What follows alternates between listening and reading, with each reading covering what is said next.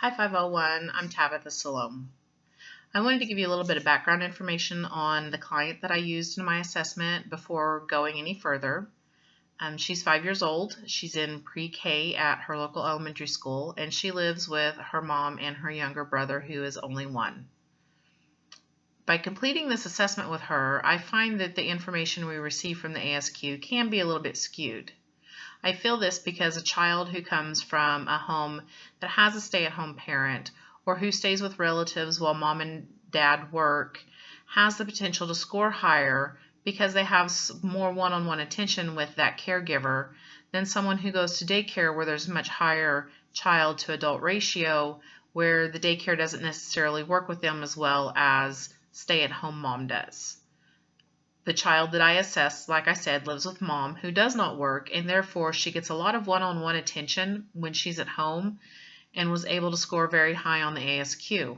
In 4 of the areas, she scored a 60, and on the personal social, she scored a 45, and this was because mom indicates that she doesn't play well and share well with her little brother, and then she wasn't able to tell me what her last name was, what her mom's phone number was, or what city she lived in. When I asked her what city, she kept saying Oklahoma.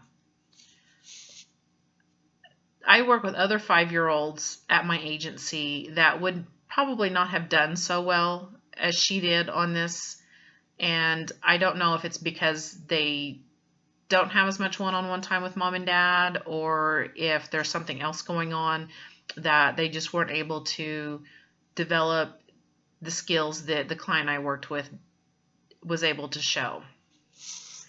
I feel that living in rural Oklahoma, the ASU is a good tool to use.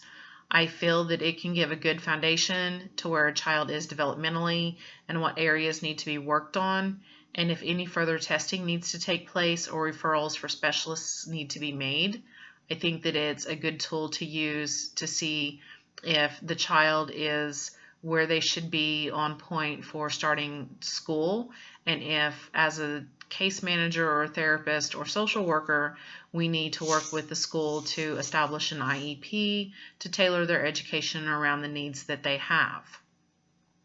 In completing this assessment, I learned how articulated my client was, and that she, for 5 years old, is very, very smart, with the ability to be able to complete 6- and 7-word sentences and able to use past tense. When I asked her what she did at her grandma's over the weekend, she was able to tell me we picked up the decorations. I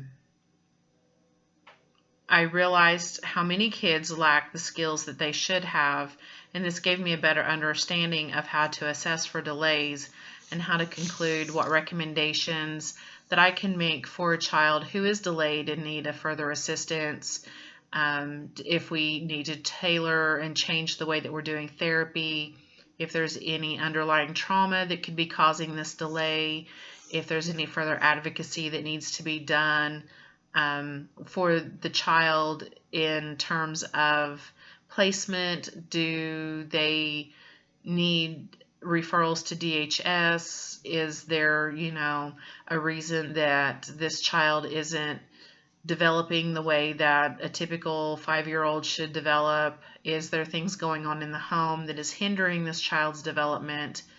Or is there something, going on that needs further evaluation, like a neurological exam, to see if there is actually some kind of mental delay there that needs to be addressed and treated and monitored regularly? Thank you.